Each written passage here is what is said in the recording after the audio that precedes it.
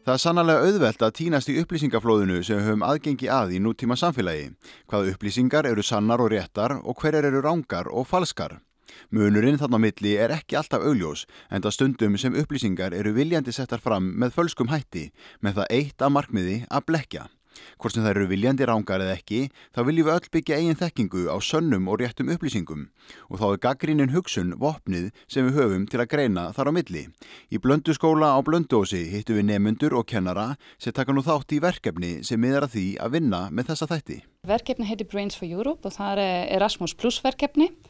Við byrjum á þessu í fyrra og það er samstarfsverkefni 6 landa og 5 grunnskóla sem eru í Rúmeníu, Tyrkland, Pólland, Spánn og okkur. Og markmið verkefnisins er að efla sem sagt gagnrýnin hugsun í börnum og efla þeirra sem sagt finna út hvernig heilinn virka og hvernig við getum nýtt þetta í námi til að dýpka skilningin og ekki vera bara með yfirborðskennda staðreyndir. Fréttir, er það eitthvað sem að þið eruð að skoða, lesa eða horfa á? Nei, ég er ekki með mikinn áhuga. Ég meina ég horfa á sjónvarpsfréttir bara hjá matarborðinu en ekki sérstaklega mikið annað. Hvar horfir þú á fréttir? Kannski ef ég er að fara í gegnum Facebook eða eitthvað og að poppingar fréttir upp, skoða þær stundum, annars bara í sjónvarpinu þegar amma er heima á mér. Og þegar þú ert að lesa þessa fréttir eða skoða þessa fréttir, ertu að velta fyrir þér hvort þau séu sannar eða mögulega eitthvað rangar? Ef þetta er eitthvað rosalegt, þess að dáið eða þessi gerði eitthvað af sér eða eitthvað, þá tjekka ég náttúrulega fyrst hvort það sé rétt eða ekki. En annars heldur stundum heilina að það sé rétt, þannig að maður leitar ekki það uppi. Hvað er mikilvægast þegar maður er að lesa svona fréttir til þess að vera varðbergi gagnvart ósönnum fréttum? Bara ekki trúa öllu sem þú sérð. Ef þetta er mjög, eins og rosalegt, eins og að maður sagði, þá googla ég það oft bara senna og til að finna út hvað þetta er satt. Ég les ekkert mikið frétti, ég sé það bara stundum á símanum og ef það er svona nær auganu þá les ég það. Eru þið meira að rekast á frétti til dæmis á samfélagsmiðlum heldur en eins og í sjónvarpi eða í dagblöðum? Já, ég sé stundum á Instagram ef einhver frægur deyr og googlaði stundum og sé hvort það sé rétt eða rangt. Hvernig getur maður séð hvort að frétt sé fölsk eða ekki? Það er bara það venjulega, maður googla hvort það er rétt, svo er ein vefsíða sem er hægt að fara inn á sem kíkir hvort að fréttir eru rétt eða rangar.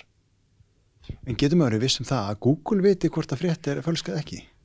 Maður getur ekki alltaf verið viss, en ef maður sér marga aðla segja þetta sér rétt, þá er þetta líklega rétt. En nú eru fréttir víða, þær eru í dagblöðum, sjónvarpi, þær eru á netinu og svo á samfélagsmiðlum. Er einhver ein leið hættulegri en önnur? Það er erfitt að meta. Ég held það er hættulega bara fréttir sem betast á neti, sem er kannski ekkit í Morgunblaði, heldur bara í einhverjum netmiðlum sem mann þekkir kannski ekki vel. Því það er svo auðvelt að skrifa eitthvað á netinu.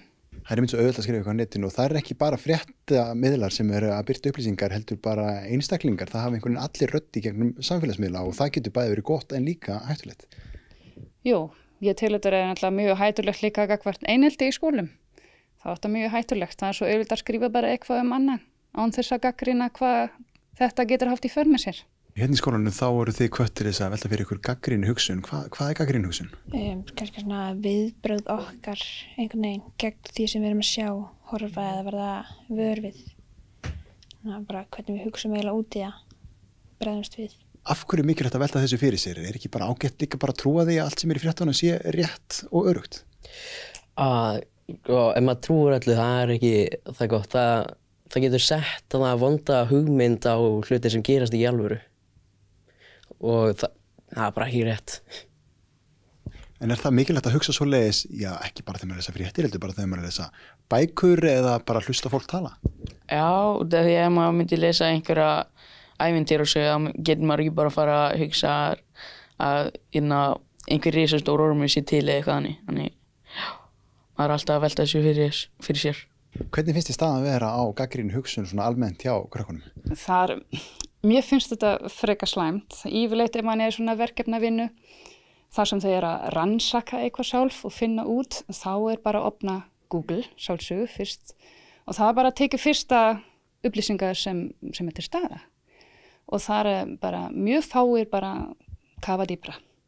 Þeir taka bara það sem hér og það lítur að vera svona og þá fær man bara skil á verkefni sem bara alls ekki ígrundað. En þessi gagnrýna hugsun sem að krakkarnir að læra hér, hefði ekki fleiri gott að því að læra gagnrýna hugsun? Hefði þeir ekki bara öll gott að því að sitja nákvæmlega þetta námskeið? Já, ég tel þetta vera alveg næsulegt fyrir fleiri, ekki síst okkur sem í þessu verkefni. Þetta náttúrulega gott fyrir allar að hugsa aðeins dýpra út í veröldin okkar.